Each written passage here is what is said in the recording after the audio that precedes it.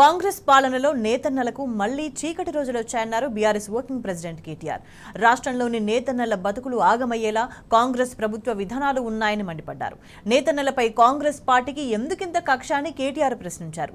కార్మికులు ఆత్మహత్యలు చేసుకుంటున్నా కనికరించరా అంటూ నిప్పులు చెరిగారు. ఈ మేరకు సీఎం రేవంత్ రెడ్డికి కేటీఆర్ బహిరంగ లేఖ రాశారు. నేతన్నల సంక్షేమానికి సంబంధించి వెంటనే చర్యలు చేపట్టాలని డిమాండ్ చేశారు.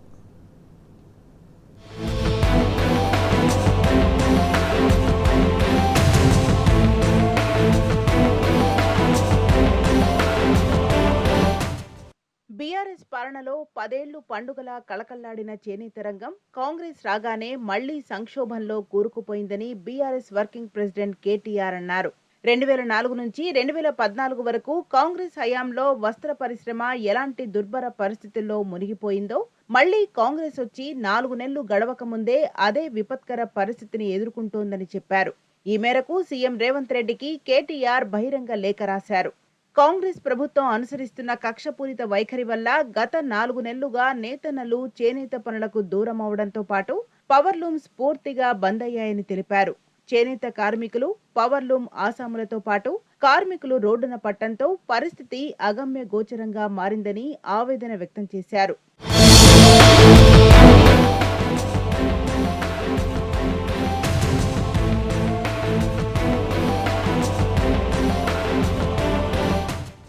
ప్రభుత్వానికి చిత్తశుద్ధి, ముందు చూపు లేకపోవడం వల్ల వేలాది మంది నేతన్నలు, పవర్లూమ్ కార్మికులు, వారి కుటుంబాలు రోడ్డున పడుతున్నాయని చెప్పారు. ఉపాధి కోల్పోయి ఆర్థిక ఇబ్బందులతో నేతన్నల జీవితాలు దుర్భరంగా మారుతున్నా ప్రభుత్వానికి కనీసం కనికరం లేదని కేటీఆర్ మండిపడ్డారు. తమకు పని కల్పించాలని డిమాండ్ చేస్తూ కార్మిక లోకం ప్రతి నిత్యం దీక్షలు, ధర్నాలు, నిరసనలు కొనసాగిస్తున్నప్పటికీ ప్రభుత్వంలో ఏమాత్రం చలనం లేకపోవడం అత్యంత దారుణమన్నారు. ఆదుకోవలసిన అధికార పార్టీ నేతలే కార్మికులను అవమానించేలా మాట్లాడడం వారి మనోస్థైర్యాన్ని మరింత దెబ్బతీస్తోందన్నారు. ఇటీవల కాంగ్రెస్ నేత కేకే మహేందర్ రెడ్డి చేసిన వ్యాఖ్యలు ప్రతి కార్మికుని గుండెను గాయపరిచాయని చెప్పారు. ఈ క్రమంలోనే ఆర్థిక ఇబ్బందులతో సిరిసిల్ల జిల్లా కేంద్రంలో తడుక శ్రీనివాస్ అనే నేత కార్మికుడు ఉరివేసుకుని తనువు చాలించాడన్నారు.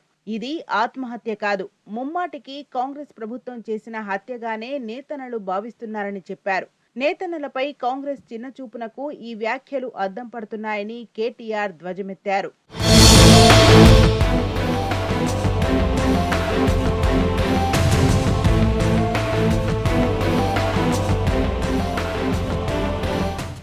తెలంగాణ సాధించాక తొలి ముఖ్యమంత్రి కేసీఆర్ నేతన్నలను వస్త్ర పరిశ్రమకు అత్యంత ప్రాధాన్యతనిచ్చి సంక్షోభం నుంచి గట్టెక్కించడానికి ఎన్నో విప్లవాత్మక నిర్ణయాలు తీసుకున్నారని కేటీఆర్ వివరించారు.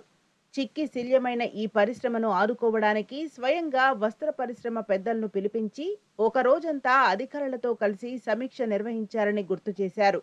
నేతన్నల వేతనాలను, కూలీలను రెట్టింపయ్యేలా ప్రతి కార్మికుడు నెలకు 15 నుంచి 20,000 సంపాదించుకొని గౌరవప్రదంగా జీవించేందుకు పటిష్టమైన కార్యాచరణను రూపొందించారని తెలిపారు.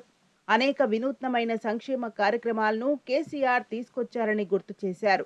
చేనేత మిత్ర, నేతన్నకు చేయూత వంటి కార్యక్రమాలు ప్రారంభించామని తెలిపారు. వీటి కోసం భారీ ఎత్తున గత 60 ఏళ్లలో ఎప్పుడూ లేనంత బడ్జెట్ కేటాయించామని కేటీఆర్ చెప్పారు.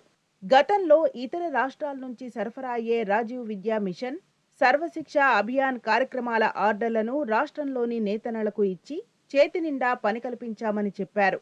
దీంతో అప్పటిదాకా ఉపాధి లేక అల్లాడిన కార్మికులకు పని లభించిందన్నారు. సంప్రదాయంగా వస్తున్న వృత్తిని కొనసాగిస్తూనే పోటీ ప్రపంచాన్ని తట్టుకునేలా వారిని తీర్చిదిద్దేందుకు కూడా ప్రభుత్వం తోడ్పాటు అందించిందని వివరించారు. మగ్గాల ఆధునీకరణ, రుణాల మాఫీ, మార్కెట్తో అనుసంధానం వంటి ఆల్రౌండ్ అప్రోచ్తో ముందుకు సాగిందని చెప్పారు. నేతన్నలకు కడుపు నిండా అన్నం పెట్టేలా బీఆర్ఎస్ ప్రభుత్వం అత్యంత ప్రతిష్టాత్మకంగా బతుకమ్మ చీరల పథకం ప్రారంభించిందని కేటీఆర్ తెలిపారు. బతుకమ్మ చీరల ఆర్డర్లు కూడా అందించడంతో కార్మికులకు చేతి నిండా పని దొరికిందన్నారు. దీంతో పాటు రంజాన్, క్రిస్మస్ కానుకల్లో ఇచ్చే వస్త్రాల ఆర్డర్లు కూడా వారికి ఇవ్వడంతో కార్మికులకు మరింత ఉపాధి పెరిగిందని వివరించారు. ఇలా ఏడాదికి దాదాపు 8 నెలల వరకు వరుస ఆర్డర్లు అందడంతో సాంచాల పరిశ్రమలో సంతోషం వెల్లివిరిసిందన్నారు. పవర్ లూమ్లను ఆధునీకరించేందుకు సబ్సిడీపై రుణాలు కూడా ఇవ్వడంతో వస్త్ర పరిశ్రమపై ఆధారపడిన జీవితాల్లో కొత్త వెలుగులు నింపామని కేటీఆర్ తెలిపారు.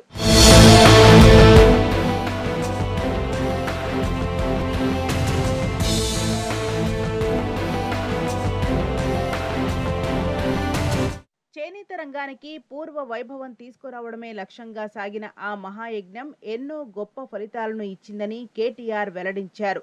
తెలంగాణలో వస్త్ర పరిశ్రమ విస్తరించి ఉన్న వివిధ ప్రాంతాలతో పాటు కాంగ్రెస్తో పాటు గత ప్రభుత్వాల పాలనలో ఒకప్పుడు ఉరిసాలగా ఉన్న సిరిసిల్ల కొత్త కాంతులతో వెలుగులీనిందన్నారు. వీటికి తోడు నేతన్నకు బీమా అమలు చేయడంతో కార్మికుల కుటుంబాలకు ధీమా లభించిందని చెప్పారు. వారి ఆర్థిక పరిస్థితిని మెరుగుపరచడంతో కార్మిక లోకంలో కొనుగోలు శక్తి కూడా పెరిగిందన్నారు. ఓవైపు కార్మికుల సంక్షేమం, మరోవైపు సమగ్ర అభివృద్ధితో వారి జీవితాల్లో గుణాత్మక మార్పు వచ్చిందని వివరించారు. పవర్లూమ్ కార్మికులు అధికంగా ఉండే కరీంనగర్, సిరిసిల్లతో పాటు వరంగల్, ఇతర ప్రాంతాల్లోని కార్మికులకు కూడా బీఆర్ఎస్ హయాంలో కోట్ల విలువైన ఆర్డర్లు ఇచ్చామన్నారు. దాంతో వస్త్ర పరిశ్రమకున్న అన్ని సమస్యలు తొలగిపోయాయని కేటీఆర్ తెలిపారు.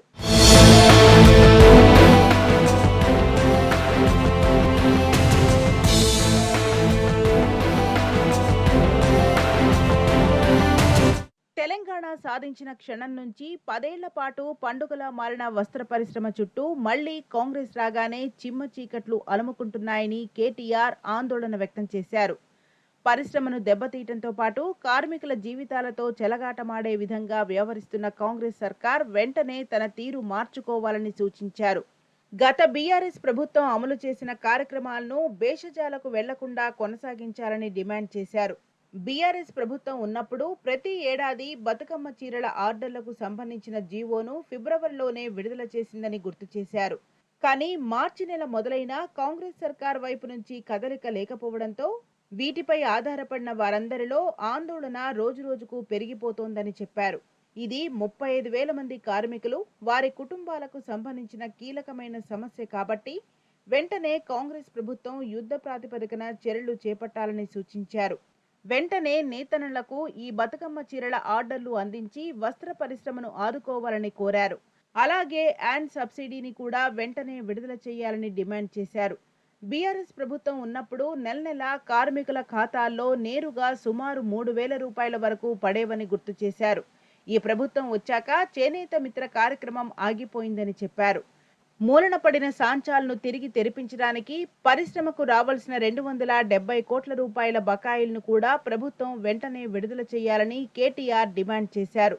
మరోవైపు సొంత రాష్ట్రంలోని కార్మికులకు అండగా నిలవాల్సిన ప్రభుత్వ పెద్దలు కమిషన్లకు కక్కుర్తిపడి తమిళనాడుకు, సూరత్కు ఆర్డర్లు ఇచ్చేందుకు రంగం సిద్ధం చేస్తున్నట్టు తెలుస్తోందని కేటీఆర్ మండిపడ్డారు.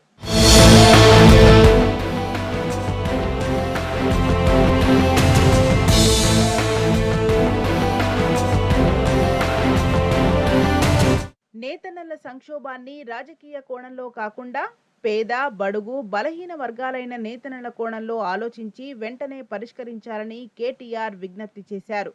ఇప్పటికే పలువురు కార్మికులు ఆత్మహత్యకు కూడా పాల్పడిన నేపథ్యంలో భవిష్యత్తులో ఇలాంటి సంఘటనలు పునరావృతం కాకుండా ఉండాలంటే ప్రభుత్వం యుద్ధ ప్రాతిపదికన చర్యలు చేపట్టాలన్నారు. వస్త్ర పరిశ్రమ ఎదుర్కొంటున్న ప్రతి సమస్యకు శాశ్వత పరిష్కారాన్ని కనుగొనాలని సూచించారు. ప్రస్తుతం అందుతున్న అన్ని కార్యక్రమాల అమలు కొనసాగించాలన్నారు. అవసరమైతే మరింత అదనపు సాయం అందేలా చూడాలి, కానీ కేవలం గత ప్రభుత్వంపై దుర్బుద్ధితో వేల మంది నేతన్నల పొట్ట కొట్టవద్దని విజ్ఞప్తి చేశారు. లేకపోతే రాష్ట్రంలోని అనేక ప్రాంతాల్లో ఈ పరిశ్రమపై ఆధారపడిన వేల మంది చేనేత కార్మికులు, వారి కుటుంబ సభ్యులు మరింత సంక్షోభంలో కూరుకుపోతారని ఆవేదన వ్యక్తం చేశారు. ప్రభుత్వం వెంటనే ఈ అంశంపైన వేగంగా స్పందించి నేతన్నలను ఆదుకోవాలని ప్రధాన ప్రతిపక్షంగా తమ పార్టీ తరపున కోరుతున్నట్టు కేటీఆర్ చెప్పారు. ప్రభుత్వం స్పందించకుంటే రాష్ట్రంలోని బడుగు బలహీన వర్గాల నేతన్నలు తమ పొట్ట కొడుతున్న కాంగ్రెస్ పార్టీని ఎప్పటికీ క్షమించరని కేటీఆర్ హెచ్చరించారు.